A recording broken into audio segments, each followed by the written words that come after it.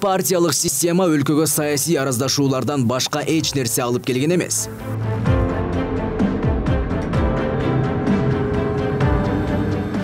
Парламентарийлердин жамааттык жоопкерчиликсиздиги Кыргызстанды талкалап жатат.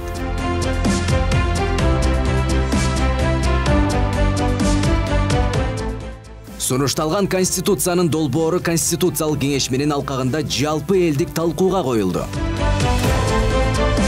2021 жылдын 10 январында боло турган президенттик шайлоо менен референдумду кошо өткөрүү керек. Референдумда бир гана маселе каралат. Президенттик же парламенттик башкаруу. Конституциянын долбооруна мамлекеттик башкаруу принциптерин так көрсөтүп, аны жалпы элдик референдумга алып чыгуу керек. Президенттин ыйгарым укуктарын анын жоопкерчилиги менен күчөтүү керек. Президент мамлекеттин тышкы саясатынан баштап ички ишмердүүлүгүнө чейин толук кандуу жоопкерчиликтүү болот.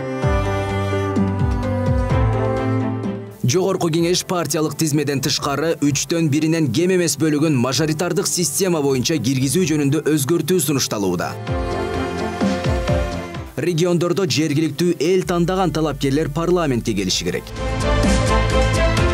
Партиялар болсо өкүлчүлүктүн квоталык талабын камсыз кылат.